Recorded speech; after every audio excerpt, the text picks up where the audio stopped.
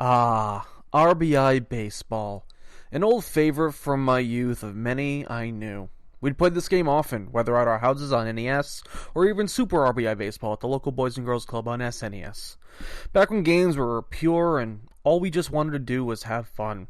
Where we didn't care about graphics, or cover athletes, or downloadable content being overpriced. Times have changed, and with the recent revival of this series, so has it. But don't go getting too excited for major league changes because, well, sometimes this game just feels stuck in the past. With R.B.I. Baseball 16 out on the market, we partially get a choice in our baseball video game experience. I say partially because while this is out on both Xbox One and PlayStation 4 consoles, this is the only baseball game available on the former. The latter gets the award-winning MLB The Show every year. Brand deals aside, we have to work with what we're given, and right now, this is what we have. If you're a fan of Sony's The Show, I doubt anything will ever break that relationship, so stick around if you're curious about how this franchise has turned out.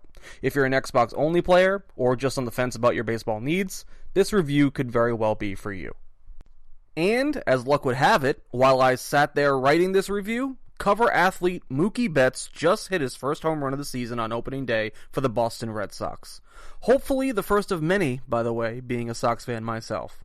Now, this is the cover you're getting if you live in the US, and for our Canadian viewers, fans, readers, whatever, who may have stumbled across this, you'll be getting Toronto Blue Jays star Marcus Stroman. I doubt you'll find anyone complaining about these guys being the faces, and if you're someone who would rather get a hold of this game in your hands, you can also buy this year's edition for the same price as digital, starting today, April 5th.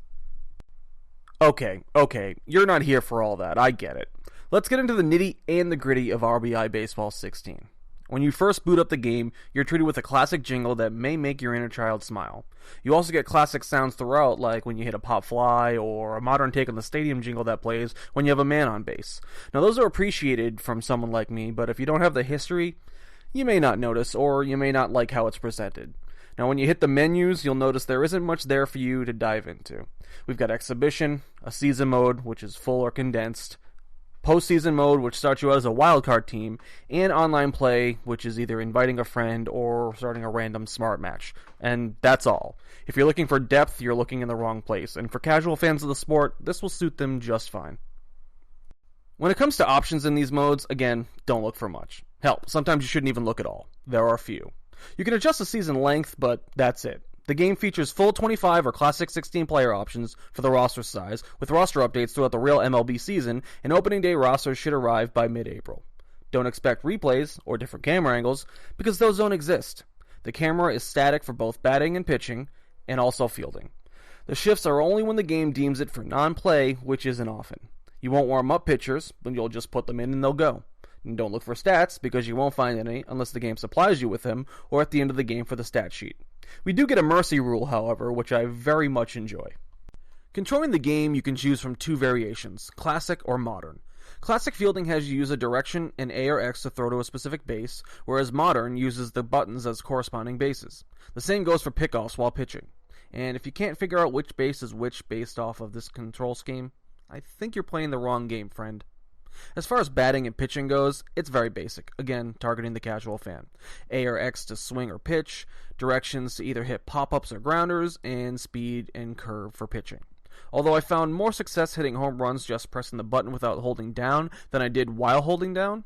And maybe that's just my deficiency, but the way the batter freeform moves in the box, it just didn't click with me in order to plan my at-bat. I just hit the button and hope for the best.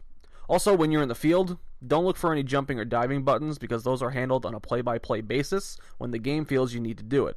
Whether the game guesses correctly, that's a hit or miss in its own right. Graphically, no beauty contests are going to be won here. Now, I'm not saying the game looks bad, but there's nothing that stands out in any way either. Well, maybe the stadiums, but that's not really saying too much for this game. The stadiums do look nice, but we never get much of them other than the static camera angles the game offers, and the players themselves have so few models to them. I don't know how many the game exactly has, but besides a few variations, almost every player looks the same, so don't go expecting to notice like Pablo Sandoval's gut, or you'll be sorely disappointed. I also never got any looks at their faces, other than the glimpses you can get if you're lucky to get the camera to shift just right in the field. So I think it's safe to say that the game doesn't offer very close likenesses of their real-life counterparts. As for the animations on display, those are average. Some look fine, like the batting, but others are sometimes weird. They can be stunted, and some of the catches either never make it to the glove, or it looks as if the ball just appears where it's supposed to be. Foul balls can get stuck in midair or near the walls or rolled up on tarps, especially in Fenway by first base. And while running off the field after the third out, sometimes a player or three will run back to their position for no reason in unison, almost as if they were operating on a rail or something, like they had hit their end and, it's their job to turn right back around. This isn't game-breaking by any means, but it's definitely noticeable. And the crowd, well, that just looks like a game of Guess Who, where nobody wins. Where the game has most of its issues, if you don't count the nature of the game itself, is the frame rate. Sometimes it's good, but many times it's not. The game suffers from plenty of slowdown. Where this is mostly seen is while fielding. Frames drop all too often, especially when throwing to the bases. It occurs most often when occupying the infield. Now, this doesn't completely hurt the game, but it doesn't make it shine either. You can overlook this most of the time because while playing by yourself, it really doesn't affect you all too much. It's mostly cosmetic. However, on Xbox One, the online play works, but it could work a lot better. Frame rate isn't always stable, which really affects how you bat, obviously, and the fielding feels more like a chore here.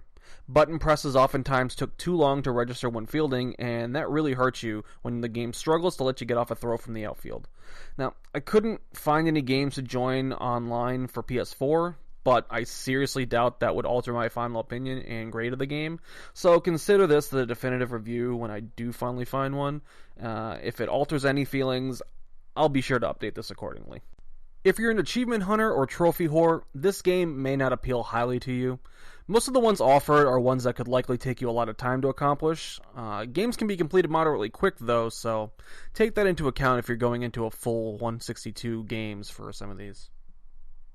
So if you've made it this far and didn't just scroll to see the score, you'd probably guess that this game isn't a home run.